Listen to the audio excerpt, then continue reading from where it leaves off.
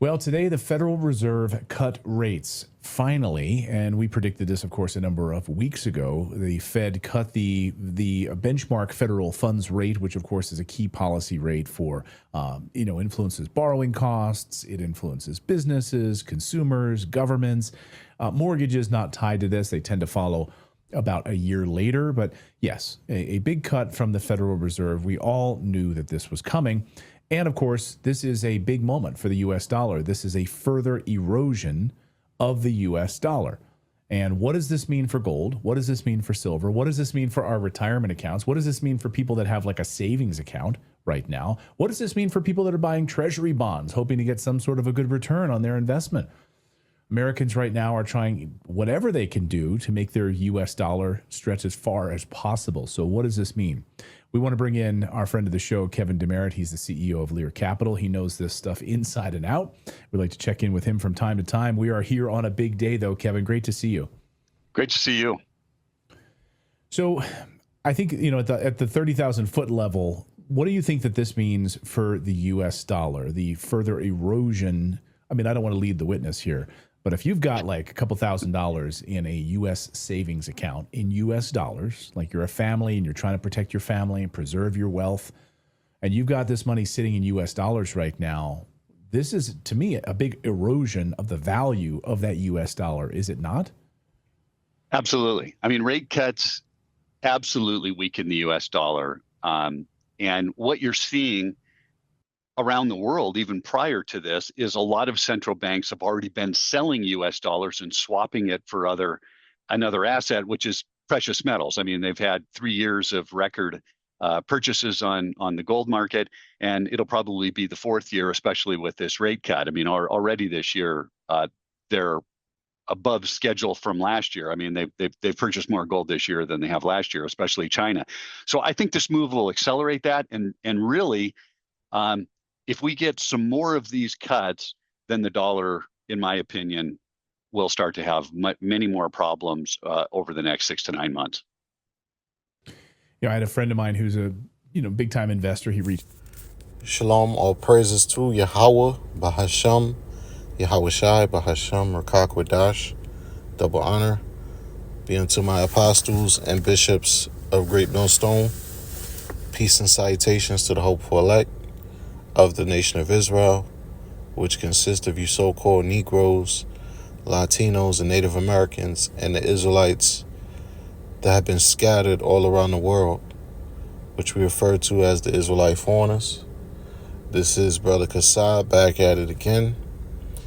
And the excerpt that you saw was a clip from this video right here, entitled "The U.S. Dollar Just Changed Forever, How Today's Fed Rate Cut is Devaluating Your Money." So you had this dude, what is his name again? Clayton Morris. All right, he had a special guest on there, and they are going into how, today's Fed rate cut is gonna further devaluate the dollar, i.e. collapse, the dollar. Okay. And he pretty much broke down everything. All right. If you want to, this is a good video to, tune into, get a little bit more understanding on, what's going on with the U.S. dollar. All right. And how these opposing forces rising up in the ranks, such as the BRICS alliance, which is a direct threat to the petrodollar. Okay. The BRICS alliance, which is an alliance between, a bunch of nations, primarily China, Russia, South Africa, I believe Brazil, and so forth and so on, man. Okay. So the U.S. is in a battle to reclaim dominance. An example of that, you see what's going on with Venezuela. Okay, they're trying to, cause regime change in Venezuela and, start a war with them in order to invade and take over their resources. Okay, as well as other countries. All right, so this just shows you the time that we living in. We living in a time of economic collapse. All right, the dollar is on the verge of collapse, and it's nearing its end. Okay, so with that being said, I'll start with this is Ezekiel chapter 7, verse 19. It says, "They shall cast their silver in the streets, and their gold shall be removed.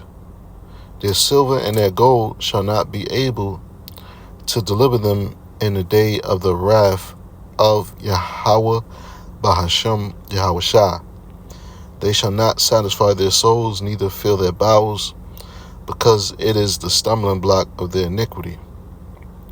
Okay? And this scripture is going to come to pass in these times. Okay? This scripture is going to come to pass in these times. All right, as it has been fulfilled in the past. Okay?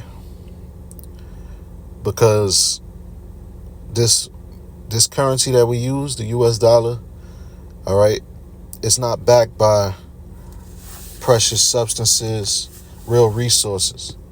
Okay, the only resource that's keeping the dollar afloat is the oil. And these nations are refusing to use the dollar for their oil transactions. They're dumping the dollar, as the dude went into in the video. Okay? And this is the time that we living in, man. Dollar collapse, okay? Because when the dollar continues to devaluate, that's going to lead to hyperinflation. Therefore, Great Depression 2.0, meaning your dollars mean nothing. Meaning there's going to be a lot of panic, a lot of bank runs, a lot of freezing of your bank accounts, freezing of your asset accounts, business accounts, okay, which is going to lead to what? Riots, uprisings, man, civil unrest, all hell breaking loose, okay, because we're living in a time of the global reset. We're living in a time of the global reset, and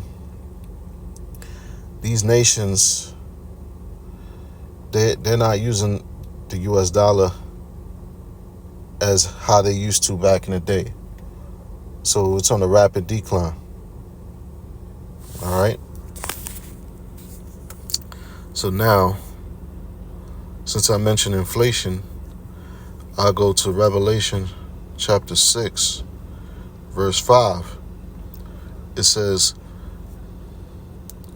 "And when he had opened the third seal, I heard the third beast say, 'Come and see.'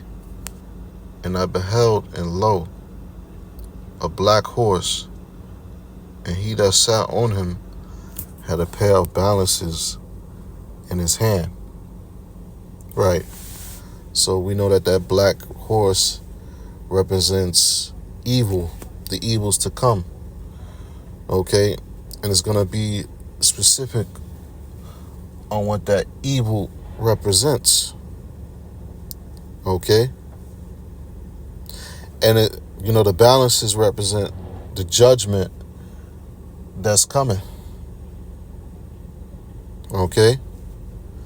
It says, "And I heard a voice in the midst of the four beasts say, a measure of wheat for a penny, and 3 measures of and 3 measures of barley for a penny, and see thou hurt not the oil and the wine." Right?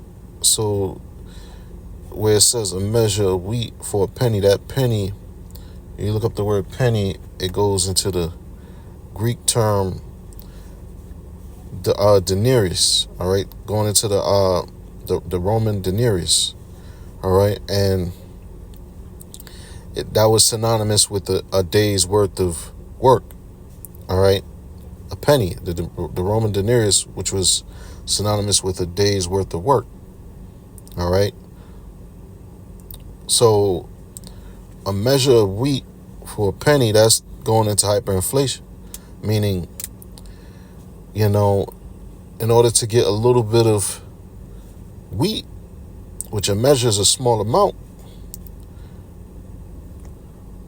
okay, a measure is a small amount, so that measure is gonna be, it's gonna cost you a day's worth of work.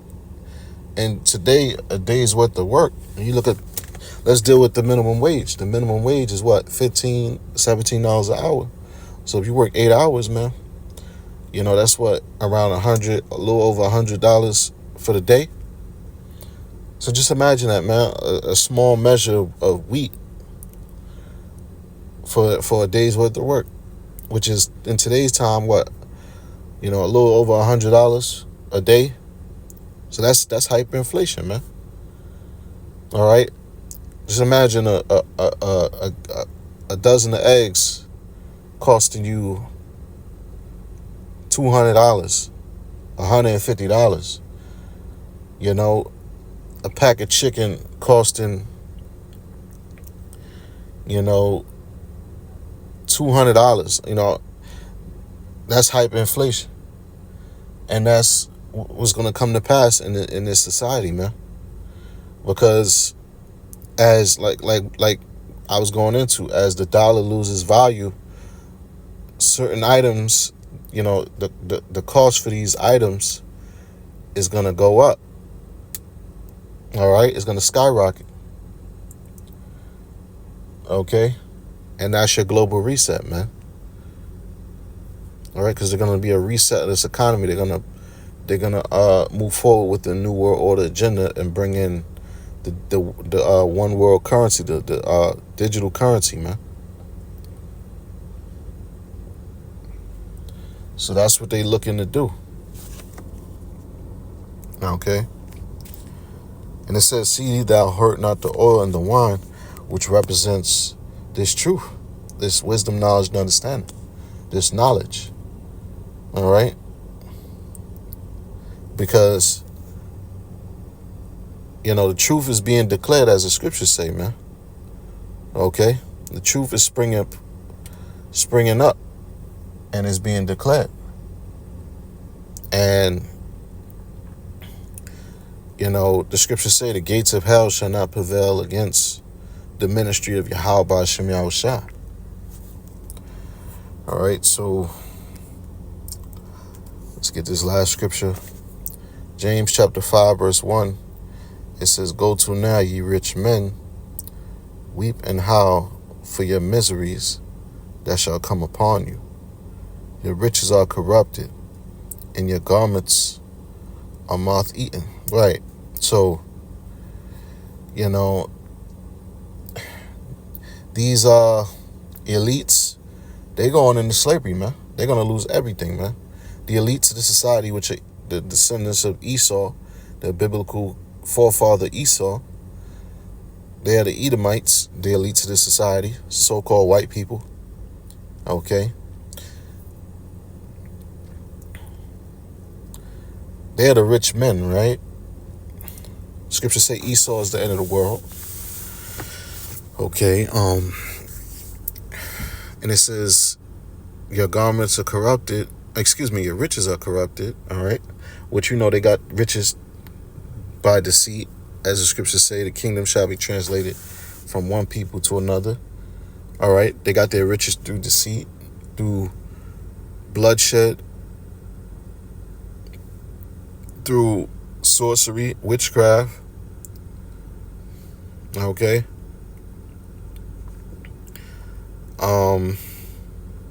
It says, in your garments are moth-eaten, because they're going to be brought low. From rags, they're going to be brought from riches to rags, man.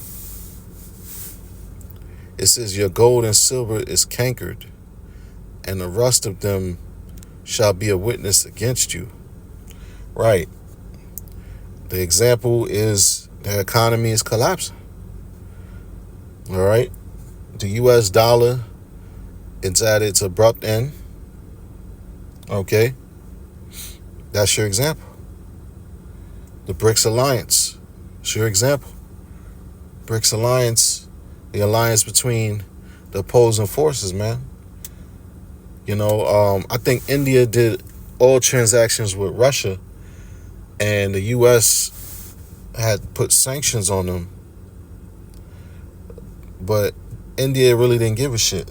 They continue to do business with Russia, bypassing or disregarding U.S. sanctions. Okay? Hey, the scriptures say, let the weak say I am strong, man. Which is these countries that are considered third world countries. They're now saying I am strong, man. Not just through, rebelling against the politics and the economics of Babylon, but militarily.